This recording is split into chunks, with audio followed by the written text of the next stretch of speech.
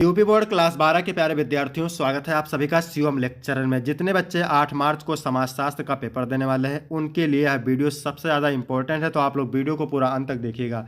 यदि आप वीडियो को पूरा अंत तक देखते हैं तो आपको 95+ अंक लाने से कोई नहीं रोक सकता, क्योंकि पूरा पेपर एकदम अच्छे से हल करने वाले हैं और बोर्ड एग्जाम के लिए सबसे ज़्यादा इंपॉर्टेंट है। 100% बोर्ड एग्जाम में पूछा जाएगा।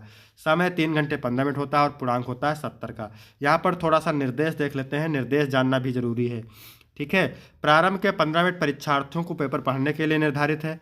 सभी प्रश्न अनिवार्य होते हैं। प्रत्येक प्रश्न के लिए निर्धारित अंक उसके सामने दिए गए हैं। प्रश्न संख्या 1 से 10 तक बहुविकल्पीय प्रश्न होते हैं 1 नंबर के, और प्रश्न संख्या 11 से 20 तक अति लघु उत्तरीय प्रश्न होते हैं जिनका उत्तर आपको 25 शब्दों में देना रहता है।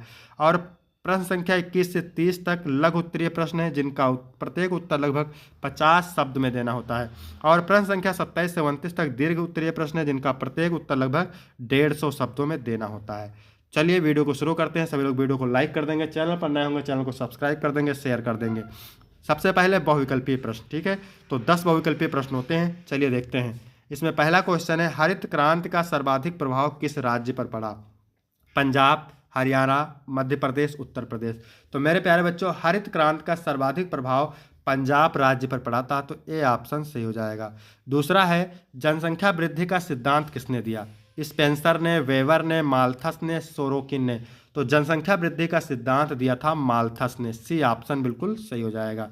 इसके बाद क्वेश्चन नंबर 3 है, चिपको आंदोलन किस राज्य में हुआ था? हिमाचल प्रदेश, उत्तराखंड, मध्य प्रदेश, हरियाणा। तो चिपको आंदोलन हुआ था उत्तराखंड में। आपका बी ऑप्शन सही हो जाएगा।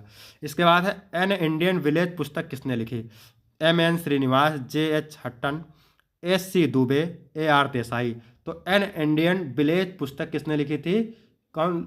S.C. दुबे ने। सी ऑप्शन सही हो जाएगा। S.C. दुबे का पूरा नाम है श्यामा चरण दुबे।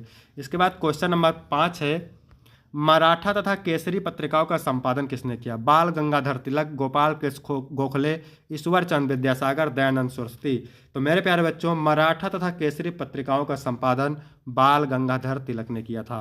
कौन सी नगरीय समुदाय की एक विशेषता है? उद्योग एवं व्यापार, कृषि, अशिक्षा, कम जनसंख्या।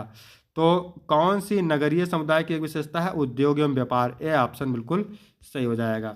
क्वेश्चन नंबर 7 है, ग्रामीण विकास में सबसे बाधक तत्व कौन सा है?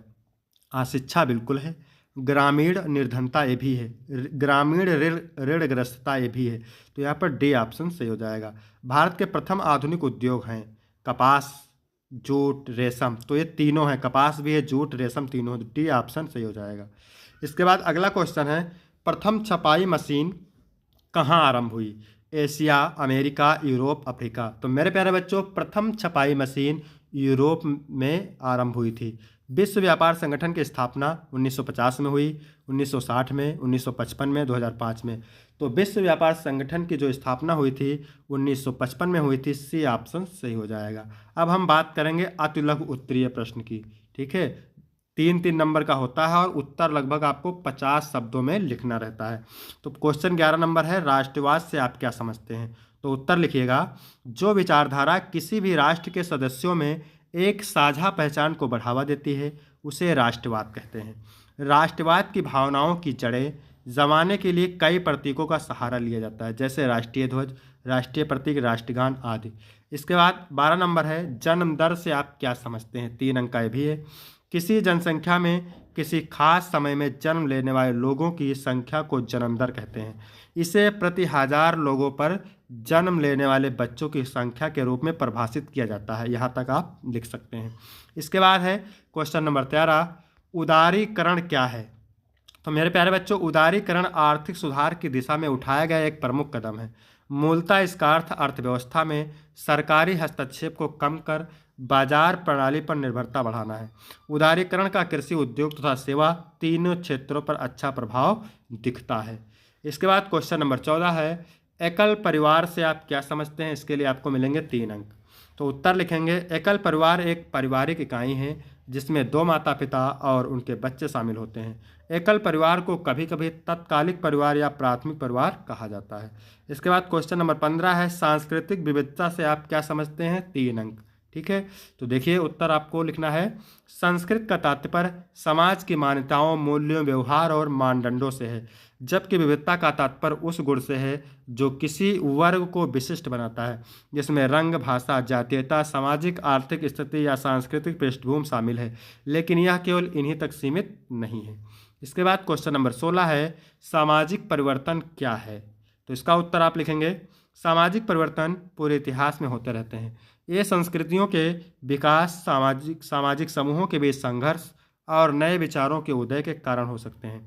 सामाजिक परिवर्तन का अर्थ वह प्रक्रिया है जिसके माध्यम से उप संस्कृतियाँ बनाई जाती हैं या समाज की प्रमुख संस्कृति को बदला जाता है। इसके बाद 17 नंबर है उपभोग की संस्कृति किसे कहते हैं, 3 अंक। ऐसी सामाजिक व्यवस्था जहां उपभोग करने की प्राथमिकता दी जाती है, इसमें वस्तुओं और सेवाओं को खरीद को बढ़ावा दिया जाता है। इस संस्कृति में लोग दूसरों को दिखाने के लिए सामान खरीदते हैं। इसके बाद मेरे प्यारे बच्चों 18 नंबर है ब्रह्म समाज की स्थापना किसने और कब की। ठीक है, 3 अंक का है, तो आप सीधा सीधा उत्तर लिखेंगे ब्रह्म समाज की स्थापना राजा राम मोहन राय ने साल 1828 में की थी। इसकी शुरुआत में इसका नाम ब्रह्म समाज था। राजा राम मोहन राय एक समाज सुधारक थे और उन्हें भारतीय नवजागरण का जनक माना जाता है। इसके बाद क्वेश्चन नंबर 18 है पर्यावरणीय आंदोलन के 3 कारण लिखिए। ठीक है, पर्यावरणीय आंदोलन के 3 कारण निम्नलिखित हैं। पहला है चिपको आंदोलन, दूसरा है नर्मदा आंदोलन और तीसरा है जंगल बचाओ आंदोलन। ठीक है, इसके बाद में क्वेश्चन नंबर 20 है अंतर्विवाह क्या है, समझाइए। तो किसी खास समूह के भीतर रीति रिवाज या कानून के मुताबिक विवाह करना अंतर्विवाह कहलाता है। अंतर्विवाह को एंडोगोमी भी कहा जाता है। अंतर्विवाह की प्रथा स्वास्थ्य, संस्कृति और जातीयता को सांस्कृतिक समूहों के अंदर बनाए रखने के लिए बनाई गई थी। अब यहाँ पर हम बात करेंगे लघु उत्तरीय प्रश्न की। ठीक है, 6 अंक का होता है और उत्तर आपको 50 शब्दों में देना रहता है। तो जितने भी प्रश्न हम बता रहे हैं सारे प्रश्न आप तैयार जरूर करेंगे। 21 नंबर है जाति व्यवस्था की प्रमुख विशेषताओं का वर्णन कीजिए। 22 नंबर है भारत में लिंगानुपात में गिरावट के कारणों पर प्रकाश डालिए। 23 नंबर है औद्योगिकरण का संयुक्त परिवारों पर क्या प्रभाव पड़ता है। 24 नंबर है ग्राम पंचायत की शक्तियों का वर्णन कीजिए। फिर है 25 नंबर पर्यावरणीय आंदोलन से आप क्या समझते हो। राजा राम मोहन राय के समाज सुधार आंदोलन के विषय पर चर्चा कीजिए। फिर है लघु विस्तृत उत्तरीय प्रश्न जो कि 8 अंक का है और उत्तर आपको देना है 150 शब्दों में। चलिए देखते हैं 27 नंबर प्रश्न क्या कह रहा है। भारत में पुराने तथा नए सामाजिक आंदोलनों के स्पष्ट भेद करना क्यों कठिन है, अथवा दहेज प्रथा एक अभिशाप है, व्याख्या कीजिए। 28 नंबर उपनिवेशवाद किसे कहते हैं। उपनिवेश काल में राष्ट्रवाद के विकास की विवेचना कीजिए। 8 नंबर फिर है अथवा में क्या दिया हुआ है भारतीय लोकतंत्र में दबाव समूहों की भूमिका का मूल्यांकन कीजिए। 8 नंबर 29 नंबर है भारत में धर्मनिरपेक्षतावाद के सहायक कारणों की विवेचना कीजिए। 8 नंबर अथवा हरित क्रांति और इसके सामाजिक परिणामों की विवेचना कीजिए। 8 नंबर। तो यहाँ तक वीडियो कंप्लीट होता है। वीडियो कैसा लगा, वीडियो अच्छा लगा तो वीडियो को लाइक करें और चैनल को सब्सक्राइब करें। धन्यवाद।